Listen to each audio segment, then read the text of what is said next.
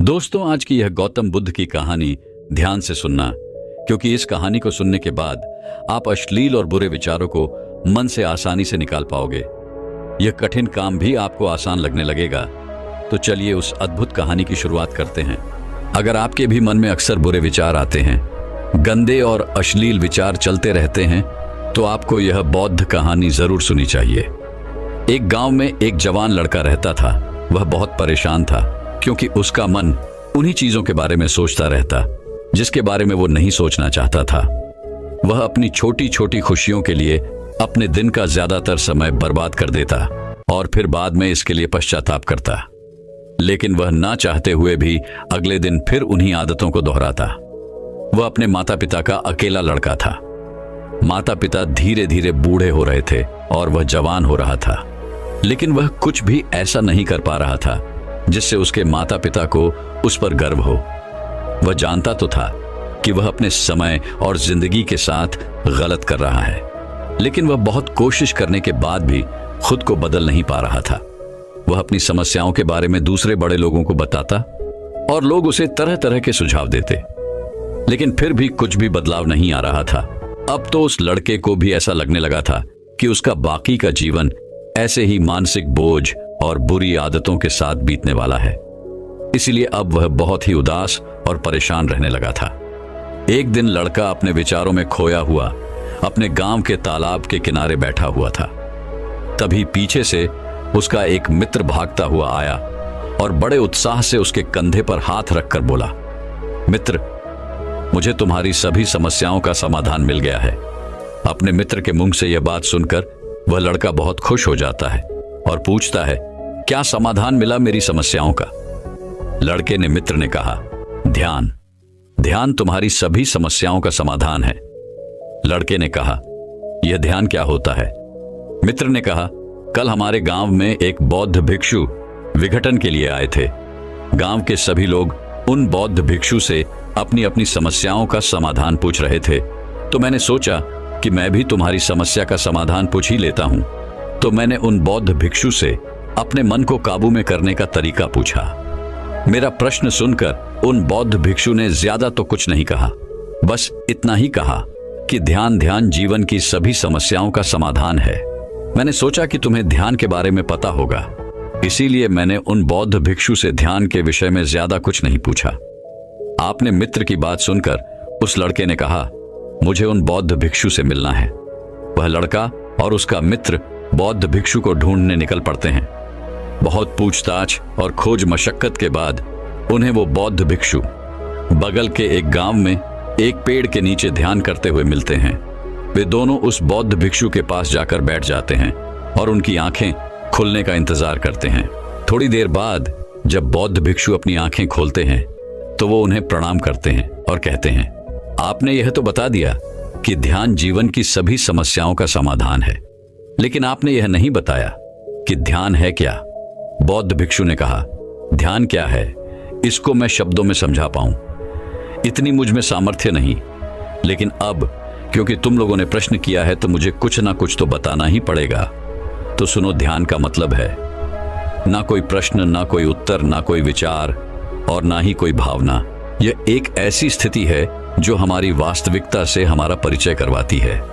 इसी स्थिति में पहुंचकर व्यक्ति के अंदर कोई भी प्रश्न, कोई भी उलझन शेष नहीं रह जाती, क्योंकि उसके सामने सब कुछ स्पष्ट हो जाता है। उसे जीवन की व्यथा का पूर्णता आभास हो जाता है। लड़के ने पूछा, लेकिन ध्यान की ऐसी स्थिति को कैसे प्राप्त किया जा सकता है? बौद्ध भिक्षु ने कहा, ध्यान करना बहुत आसान है। क्या तुम्हें बैठना आता है? लड़के ने कहा, हाँ, मैं बैठ सकता हूं। बौद्ध भिक्षु ने कहा, कितनी देर तक बैठ सकते हो? लड़के ने कहा, ऐसे तो कभी आजमाया नहीं, लेकिन जितनी देर तक चाहूं उतनी देर तक बैठ सकता हूं। बौद्ध भिक्षु ने कहा, रोज 1 घंटा आंख बंद करके सीधा बैठना है। लड़के ने पूछा, कब और कहां बैठना है? बौद्ध भिक्षु ने कहा, कभी भी और कहीं भी, बस जगह शांत और एकांत होनी चाहिए। लड़के ने फिर प्रश्न किया, मेरे मन के ये गंदे विचार और मेरी बुरी आदतें कितने दिन में छूट जाएंगी? बौद्ध भिक्षु ने कहा, सिर्फ 1 दिन में। अगर तुम 24 घंटे आंख बंद करके बैठ सको तो। बौद्ध भिक्षु से आज्ञा ले वह लड़का अपने घर आ जाता है और ध्यान करने बैठ जाता है।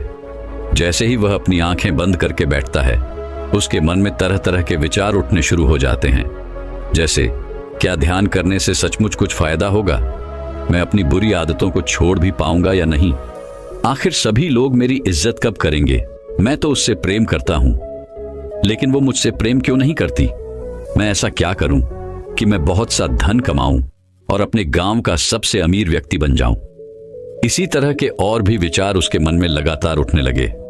फिर उसे ध्यान आया कि भिक्षु ने कहा था, ध्यान की अवस्था में कोई विचार, कोई भावनाएं नहीं होती। अब वह अपने विचारों को रोकने का प्रयास करने लगा, लेकिन क्या बहती नदी के पानी को कभी कोई रोक पाया है? वह लड़का भी अपने विचारों को नहीं रोक पाता और आंखें खोलकर बैठ जाता है और सोचता है, अब तक के जीवन में बहुत से काम किए, लेकिन इतना मुश्किल काम कभी ना किया था। और वह बौद्ध भिक्षु बोल रहे थे कि ध्यान करना बहुत ही आसान है। वह लड़का उन बौद्ध भिक्षुओं से मिलने दोबारा अपने घर से निकल पड़ता है और उनके पास पहुंचकर कहता है, आपने तो कहा था कि ध्यान करना बहुत ही आसान है, लेकिन यह तो मुझे दुनिया का सबसे मुश्किल काम लग रहा है। मेरे बहुत प्रयास करने के बाद भी मेरे मन में विचार उठने बंद ही नहीं हो रहे हैं। बौद्ध भिक्षु ने कहा, लेकिन तुमसे विचारों को रोकने के लिए किसने कहा है? लड़के ने कहा, तो फिर विचार रहित स्थिति कैसे प्राप्त होगी? आपने तो कहा था कि ध्यान में कोई विचार, कोई प्रश्न नहीं होते। बौद्ध भिक्षु ने कहा, हमारे दिमाग में हर समय बहुत से विचार जन्म लेते हैं और मरते हैं, लेकिन हमारा मन उनमें से किसी एक विचार को पकड़ लेता है और फिर उससे जुड़े विचारों के बारे में सोचता चला जाता है। इस तरीके से हमारा मन विचारों में उलझ जाता है और हम भूल जाते हैं कि हम क्या कर रहे थे। जब तुम ध्यान करने बैठोगे तो तुम्हारे दिमाग में भी बहुत से विचार उठेंगे और खत्म हो जाएंगे, लेकिन तुम्हें किसी भी विचार का चुनाव नहीं करना, बस उन्हें देखना है। तुम्हारे मन में विचार उठेंगे और खत्म हो जाएंगे। धीरे धीरे समय के साथ इन विचारों के उठने की गति कम होती चली जाएगी। बौद्ध भिक्षुओं के मुंह से यह सारी बातें सुनकर वह लड़का अपने घर वापस आ जाता है और दोबारा ध्यान करने के लिए बैठ जाता है। इस बार वह लड़का बौद्ध भिक्षु के बताए अनुसार अपने मन में उठ रहे विचारों को देखता है। वह कुछ देर तक तो विचारों को साक्षी भाव से देख पाता है, लेकिन फिर उसके मन में ऐसी विचार उठते हैं जिनके बारे में सोचने से वह खुद को रोक नहीं पाता और वह गहरे विचारों में खो जाता है। कुछ देर बाद उसे याद आता है कि वह तो ध्यान कर रहा था। वह दोबारा विचारों को देखने का प्रयास करता है, लेकिन इस बार उसका मन दूसरी चाल चलता है। अब उसके मन में अश्लील विचार उठने लगते हैं। वह लड़का सोचता है कि ध्यान जैसी पवित्र स्थिति में यह अश्लील विचार क्यों उठ रहे हैं। वह अपने मन में उठ रहे अश्लील और गंदे विचारों को रोकने का बहुत प्रयास करता है, लेकिन वो उन्हें रोक नहीं पाता। उसके मन में लगातार बस ऐसे ही विचार उठ रहे थे। बहुत देर तक प्रयास करने के बाद जब वह लड़का परेशान हो जाता है तो वह ध्यान से उठकर सीधा उन बौद्ध भिक्षुओं के पास पहुंचता है और कहता है, मैं जब भी अपनी आंखें बंद करके ध्यान करने के लिए बैठता हूं तो मेरे मन में सिर्फ अश्लील और गंदे विचार ही आते हैं। बौद्ध भिक्षु ने कहा, कोई भी विचार अच्छा या बुरा नहीं होता, इसीलिए किसी भी विचार को बुरा समझकर उसे जबरदस्ती दबाने का प्रयास मत करो, क्योंकि हमारे द्वारा विचारों का विरोध ही उन्हें और भी शक्तिशाली बनाता है। इसीलिए किसी भी विचार का दमन करने का प्रयास मत करो, क्योंकि इस मन की प्रकृति ही ऐसी है कि हम इसे जिस चीज के बारे में सोचने से रोकते हैं, ये उसी चीज के बारे में सबसे ज्यादा सोचता है। इसलिए तुम्हारा विचारों को रोकने का प्रयास व्यर्थ है, और जिन विचारों को तुम गंदे व अश्लील विचार कह रहे हो, वह विचार भी तुम्हारे जीवन का एक हिस्सा है। इंसानी जीवन को आगे बढ़ाने के लिए इन विचारों का उठना भी जरूरी है। एक बात हमेशा याद रखना कि जीवन में हम जिस भी चीज का अस्वीकार करते हैं, हमारा मन उसी चीज में सबसे ज्यादा रस देने लगता है। इसीलिए जीवन की किसी भी सच्चाई को नजरअंदाज करने का प्रयास मत करो। हर चीज को स्वीकारो, तभी तुम उससे मुक्त हो पाओगे। लेकिन इसका मतलब यह नहीं कि तुम हर समय काम वासना के विचारों में ही डूबे रहो। तुम्हें यह समझना होगा कि काम वासना हमारे जीवन का एक छोटा सा हिस्सा मात्र है, पूरा जीवन नहीं। तो जीवन के इस पहलू को भी स्वीकारो और आगे बढ़ो, क्योंकि इस जीवन में इसके आगे भी बहुत कुछ जानने के लिए है। लड़के ने कहा, लेकिन हमारा मन हमारे साथ इतनी चालें क्यों चलता है? क्या हमारा मन ही हमारा शत्रु है? भिक्षु ने कहा, नहीं, मन हमारा शत्रु नहीं है। यह तो बस उन्हीं चीजों को अनुभव करना चाहता है जिसमें इसे आराम मिले, आनंद आए। इसीलिए जब हम कोई ऐसा काम करते हैं जिसमें शुरू में ही मन को आनंद नहीं मिलता, तो हमारा मन उस काम का विरोध करता है। बौद्ध भिक्षु ने आगे कहा, अगर तुम अपने मन से बुरे विचारों को खत्म करना चाहते हो तो अपनी आदतों को बदलो। आदतों को तुम केवल तभी बदल सकते हो जब तुम्हारा मन तुम्हारे काबू में होगा, और तुम्हारा मन तुम्हारे काबू में तभी आएगा जब तुम खुद को जानोगे, जब तुम स्वयं अनुभव करोगे, जब तुम ध्यान का अनुभव करोगे। इतना कहकर बौद्ध भिक्षु खड़े हो गए और एक हल्की सी मुस्कान के साथ उस लड़के के सिर पर अपना हाथ रख दिया। इसके बाद उन्होंने अपना भिक्षा पात्र उठाया और वहां से चले गए।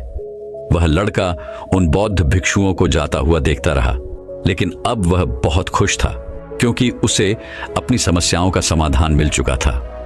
ध्यान के रूप में वह समझ गया था कि उसे हर रोज ध्यान के लिए बैठना है और उसे अपने आते जाते विचारों को देखना है, लेकिन किसी भी विचार को पकड़ना नहीं है। समय के साथ वह विचार खुद ही गायब होते चले जाएंगे। साथ ही वह यह भी समझ गया था कि कोई भी विचार अच्छा या बुरा नहीं होता, विचार सिर्फ एक विचार होता है, इसीलिए विचारों का विरोध करना भी व्यर्थ है। तो दर्शकों, चलिए अब अश्लील विचारों को काबू में करने के ऊपर गौतम बुद्ध की एक और कहानी की शुरुआत करते हैं। हमारा मन इस दुनिया का सबसे पावरफुल हथियार है, लेकिन हम इसे ठीक तरीके से इसका उपयोग नहीं कर पाते हैं। साधारण सी बात है, हम अपने मन में जिस तरह के बीज बोएंगे, हमें आउटपुट भी ठीक उसके अनुरूप ही मिलेगा, लेकिन हम उस मन में ठीक तरह से बीज बो ही नहीं पाते। अगर आपके मन में भी हमेशा नकारात्मक, बुरे और अश्लील विचार आते रहते हैं और आप इस तरह सोचते रहते हैं जिसे आपको नहीं सोचना चाहिए, तो भगवान बुद्ध से समझिए कि कैसे आप इसे बिल्कुल समाप्त कर सकते हैं। एक बार भगवान बुद्ध एक प्रवचन सभा में प्रवचन दे रहे थे। उनके समक्ष बहुत से उनके शिष्य बैठे थे। इस बीच कुछ नए शिष्य थे। उनका मन बहुत ज्यादा दूसरे स्थितियों में रस ले रहा था। उनका मन अभी भी बहुत ज्यादा शक्तिशाली था और ये कोई नई बात नहीं है। मनुष्य का मन अक्सर ऐसी गलतियां करता रहता है। मन उस चीज में हमेशा आनंद देखता है, तलाश करता है। यहां एक समझने वाली बात यह है कि मन इतना भी शक्तिशाली हो सकता है जो बुद्ध जैसे महान शख्स के सामने बैठने के बावजूद भी उसे अनदेखा कर दे। लेकिन भगवान बुद्ध की उपस्थिति भी इतनी कमजोर नहीं है कि बुद्ध के समीप बैठे लोगों के मन को चोट ना पहुंचा सके। बुद्ध की बातों में इतनी जादू थी कि बुरे से बुरे लोग भी, चाहे कितना भी भटका हुआ मन क्यों ना हो, सभी शांत हो जाते थे। भगवान बुद्ध के शब्द एक बार किसी के कान में चले जाते तो उसका रूपांतरण निश्चित है। सभा में बैठे उन नए नए भिक्षुओं का मन प्रयास तो करता कि उन्हें बुद्ध की उपस्थिति से वंचित रखा जा सके, परंतु बुद्ध की उपस्थिति ऐसा होने नहीं देती। गौतम बुद्ध बोलते बोलते अचानक चुप हो जाते और ये सबके मन को स्ट्राइक करती है कि बुद्ध बोलते बोलते अचानक क्यों चुप हो गए। सभी लोगों का मन दूसरे जगह से हटकर बुद्ध के मौन होने में केंद्रित हो जाता है।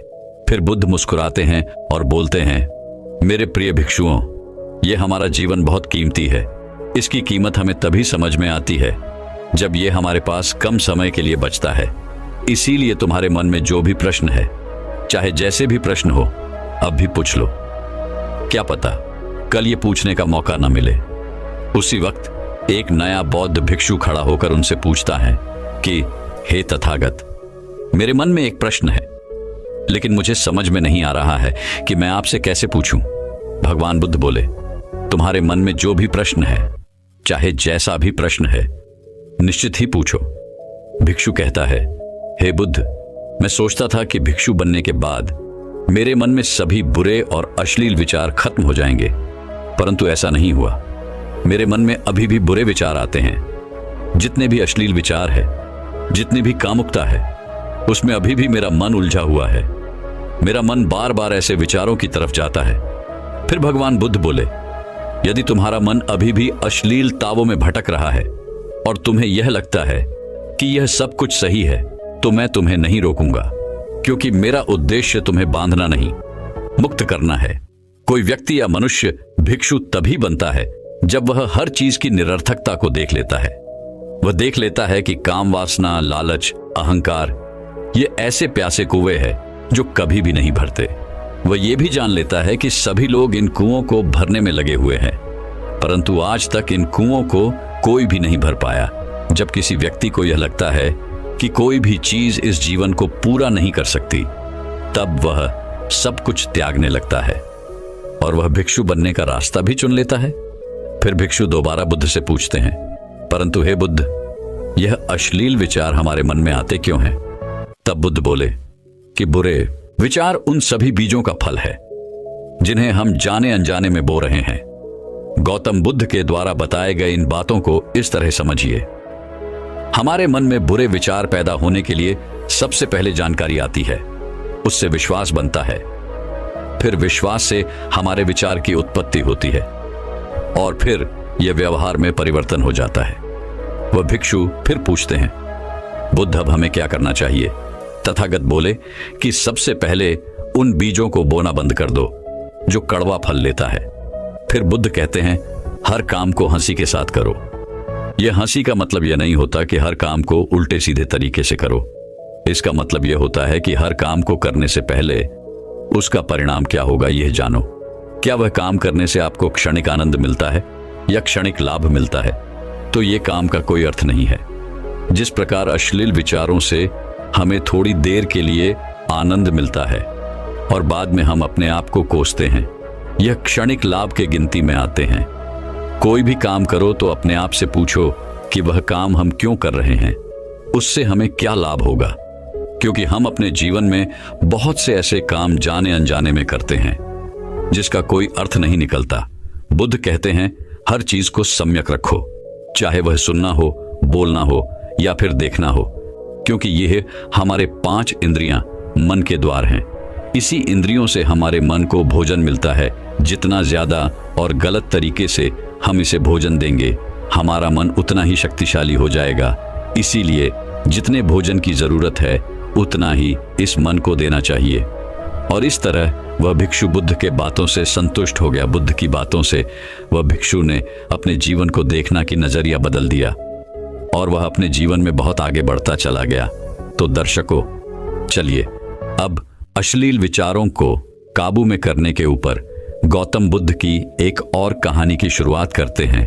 एक बार एक जवान लड़का गौतम बुद्ध के पास आता है और कहता है, बुद्ध, मेरे मन में इतने अश्लील विचार क्यों आते हैं? मेरे मन में अक्सर काम वासना के विचार चलते रहते हैं, जिनके बारे में सोच सोच कर मैं अपना बहुत सा समय और ऊर्जा बर्बाद कर देता हूँ, जिनकी वजह से मैं शांत नहीं रह पाता और हमेशा ही विपरीत लिंग के प्रति आकर्षण महसूस करता हूँ। बुद्ध ने मुस्कुराते हुए कहा, क्या तुम्हें पता है कि काम वासना होती क्या है? लड़के ने कहा, बुद्ध, मुझे यह तो नहीं पता कि काम वासना का मतलब क्या है, लेकिन यह जो कुछ भी है बहुत बुरी है। बुद्ध ने कहा, सबसे पहले तो तुम यह समझो कि प्राकृतिक रूप से जो भी हमारे अंदर है वह बुरा नहीं है। हमारे जीवन में उसकी कुछ न कुछ जरूरतें हैं। वासना एक प्रकार की भावना है जो हमें किसी न किसी चीज की कमी का एहसास दिलवाती है। फिर हम उस कमी की पूर्ति के लिए उस चीज की तरफ आकर्षित होना शुरू कर देते हैं। जैसे अगर किसी के पास धन की कमी है तो उसके अंदर धन के प्रति आकर्षण यानी धन की वासना उत्पन्न हो जाएगी। तो वासना कुछ और नहीं बल्कि एक प्रकार की कमी, एक प्रकार की जरूरत का एहसास है, और जब यह जरूरत पूरी ना हो तो हम इसे काम वासना कह देते हैं। लड़के ने कहा, बुद्ध, ये तो समझ में आ गया कि काम वासना का मतलब क्या है, लेकिन ये हमारे अंदर आती कहां से है, ये उत्पन्न कैसे होती है? बुद्ध ने कहा, काम वासना कहीं से आती नहीं बल्कि यह प्राकृतिक रूप से हमारे अंदर ही मौजूद है और इसका होना जरूरी भी है, क्योंकि यही मानव जाति के विस्तार का आधार है। लड़के ने कहा, बुद्ध, जब काम वासना प्राकृतिक रूप से हमारे अंदर मौजूद है तब फिर लोग काम वासना को गलत क्यों बोलते हैं? बुद्ध ने कहा, यह एक बहुत बड़ी समस्या है कि लोगों ने काम वासना को गलत नजरिए से देखना शुरू कर दिया है, इसे दबाने की कोशिश करना शुरू कर दिया है। काम वासना का होना गलत नहीं है बल्कि काम वासना का बेलगाम होना गलत है। केवल उसी के बारे में हमेशा सोचना, केवल उसी के लिए जीना, केवल उसी को अपने जीवन का लक्ष्य बना लेना गलत है। बुद्ध ने उस लड़के से पूछा, तुम्हें क्या लगता है, क्या जानवरों में भी काम वासना होती है? लड़के ने कहा, हाँ बुद्ध, जरूर होती है, क्योंकि आखिर जानवरों को भी तो अपनी पीढ़ी आगे बढ़ानी है। बुद्ध ने कहा, फिर हम जानवरों की काम वासना को गलत क्यों नहीं कहते? लड़के ने कहा, पता नहीं बुद्ध, आप ही बताइए। बुद्ध ने कहा, क्योंकि जानवर अपनी काम वासना का उपयोग सिर्फ संतान उत्पन्न करने के लिए करते हैं, उसे खुशी प्राप्त करने के लिए नहीं, और ना ही सुख भोगने के इरादे से, क्योंकि जानवरों को प्रकृति ने इतनी सोचने समझने की क्षमता नहीं दी कि वो अपनी काम वासना को अपने क्षणिक सुख का आधार बना सके, जबकि हम इंसान अपनी सोचने समझने की क्षमता का उपयोग करके प्रकृति में पाई जाने वाली हर चीज का अपने सुख और आनंद के लिए उपयोग करने का प्रयास करते हैं। हम इंसानों ने काम वासना के साथ भी यही किया है, इसे अपने आनंद और भोग का आधार बना लिया है। जिस भावना को प्रकृति ने मानव जाति का अस्तित्व बनाए रखने के लिए हमारे अंदर डाला था, उसे हमने जीवन का सर्वोपरि लक्ष्य बना रखा है, और इंसानी काम वासना का ये बेलगाम होना ही उसके गलत होने का कारण है। लड़के ने कहा, बुद्ध, लेकिन यह काम वासना हावी होती क्यों है? इसके बेलगाम होने का कारण क्या है? बुद्ध ने कहा, काम वासना के बेलगाम होने के 4 बड़े कारण हैं, जिसमें से पहला कारण है जीवन में किसी बड़े उद्देश्य का ना होना। बुद्ध ने उस लड़के से पूछा, क्या जब तुम किसी काम में व्यस्त होते हो तब भी तुम्हारे दिमाग में अश्लील विचार आते हैं? लड़के ने कहा, नहीं बुद्ध, जब मैं व्यस्त होता हूं तो मेरे दिमाग में अश्लील विचार नहीं आते। बुद्ध ने कहा, हमारा दिमाग एक बार में सिर्फ एक चीज के बारे में ही सोच सकता है, इसलिए जब हमारे दिमाग में कोई दूसरे विचार चल रहे होंगे तो असली विचार आ ही नहीं सकती। अगर हमारे जीवन में कोई बड़ा और स्पष्ट लक्ष्य है, और अगर हम उस लक्ष्य के प्रति पूरी तरीके से समर्पित हैं, तो हमारे पास कभी इतना समय ही नहीं होगा कि ये फालतू विचार हमारे मन में घर कर सके। और अगर ऐसे विचार उठते भी हैं तो हमारे मजबूत लक्ष्य के विचार इन्हें आसानी से हमारे मन से भी निकाल देंगे। लेकिन असल समस्या यह है कि अधिकतर लोगों के पास एक मजबूत और स्पष्ट लक्ष्य की कमी है। बुद्ध ने कहा, काम वासना के बेलगाम होने का दूसरा कारण है समाज के द्वारा इसे गलत बताकर दबाए जाने की कोशिश करना। लोगों के एक बड़े तबके ने काम मुक्ता को हमेशा ही सबकी नजर से देखा है, और इसका सबसे बड़ा कारण है कि हमने अपने यौन अंगों को शरीर के बाकी अंगों की तरह शिकार नहीं किया, जबकि हमारे यौन अंग भी हमारे बाकी अंगों जैसे हाथ, पैर, मुंह आदि के समान ही बस एक अंग है जो अपना काम करते हैं, जिसके लिए प्रकृति ने उन्हें बनाया है। लेकिन हमने इन अंगों को कुछ ज्यादा ही रहस्यमय बना दिया है, और जब कोई चीज रहस्यमय बन जाती है तो उसके प्रति लोगों की एक अलग ही रुचि जागृत हो जाती है, जिसकी वजह से लोग जाने अनजाने में काम वासना के प्रति आकर्षण महसूस करते हैं। बुद्ध ने आगे कहा, जब किसी विचार को दबाने का, उसका दमन करने का प्रयास किया जाता है, तब वही विचार और मजबूती के साथ उभर कर आता है, और यही काम वासना के विचारों के साथ भी किया जा रहा है। बुद्ध ने कहा, अगर मैं तुमसे कहूं कि आम के बारे में मत सोचना, तो तुम्हारे मन में पहला चित्र किस चीज का आया? लड़के ने कहा, बुद्ध, मेरे मन में पहला चित्र आम का ही आया। बुद्ध ने कहा, इसी प्रकार जब हम अश्लील विचारों को जबरदस्ती रोकने का प्रयास करते हैं तो वो और मजबूती के साथ हमारे अंदर उठते हैं। इसलिए कभी भी विचारों को दबाने की कोशिश ना करें। लड़के ने कहा, हां बुद्ध, ये तो मैंने भी महसूस किया है। बुद्ध ने कहा, इंसानों में कामुकता के हावी होने का तीसरा कारण है हमारा अपने विचारों के प्रति जागरूक ना होना। हमारे मन में कैसे विचार चल रहे हैं, हम इस पर कभी ध्यान ही नहीं देते। हमारे मन में उठने वाले विचारों के बारे में यह अनोखी बात यह है कि जब हम किसी एक चीज के बारे में विचार करते हैं तो हमारा मन उसी से संबंधित और ही विचार हमारे सामने रखना शुरू कर देता है, और फिर ऐसे ही हमारे मन में विचारों की एक श्रृंखला बन जाती है जिस पर हम उलझ कर रह जाते हैं। एक ऐसा ही होता है अश्लील विचारों के साथ। हमने एक बार किसी को देखकर अपने मन में एक अश्लील विचार पैदा किया, फिर हमारा मन अपने आप ही इन विचारों की श्रृंखला बना देता है, जिनके बारे में सोच सोच कर हम अपनी बहुत सी ऊर्जा और समय बर्बाद कर देते हैं। इसलिए पूरी जागरूकता के साथ अपने अंदर उठने वाले विचारों पर ध्यान देना जरूरी है। बुद्ध ने कहा, अश्लील विचारों के हावी होने का चौथा कारण है बुरी सोच और अश्लील विचारों वाले लोगों की संगति करना हो। कई बार ऐसा होता है कि काम वासना हमारे अंदर नहीं होती, लेकिन कुछ अश्लील लोगों के साथ रहने की वजह से यह हमारे अंदर हावी हो जाती है। लड़के ने कहा, हाँ बुद्ध, ये बात तो मैंने खुद महसूस की है। बुद्ध ने कहा, इसीलिए बुरे विचार वालों और अश्लील लोगों से दूरी बनाकर रखनी चाहिए। लड़के ने कहा, बुद्ध, यह तो समझ में आ गया कि कामुकता हावी कैसे होती है, लेकिन इसे हावी होने से रोका कैसे जा सकता है। बुद्ध ने कहा, सबसे पहले तो तुम यह समझो कि काम वासना की ऊर्जा को रोका नहीं जा सकता, इसे सिर्फ रूपांतरित किया जा सकता है। और इस ऊर्जा को रूपांतरित करने के दो तरीके हैं, पहला है प्रेम और दूसरा है ध्यान।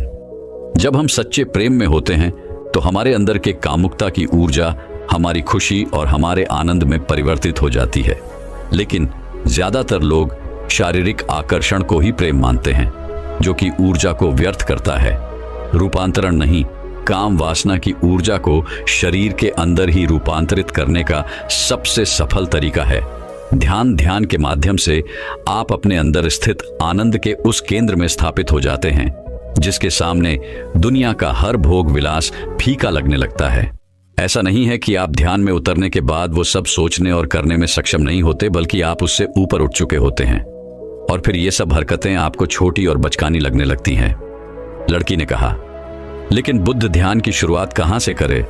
बुद्ध ने कहा, सबसे पहले तुम खुद के साथ अकेले में समय बिताना शुरू कर दो, क्योंकि जो इंसान जिसके साथ सबसे ज्यादा समय बिताता है वह उसको सबसे ज्यादा जानने लगता है। और जब तुम खुद को जानना शुरू कर दोगे तो ये सारे भौतिक सुख तुम्हें छोटे लगने लगेंगे। और फिर एक दिन ऐसा भी आएगा जब तुम्हारे चाहे बिना तुम्हारे दिमाग में किसी भी प्रकार के विचार उठने बंद हो जाएंगे। दोस्तों, मैं उम्मीद करता हूं कि यह कहानी सुनने से आपके जीवन में अच्छे बदलाव आए होंगे। आपको इस वीडियो से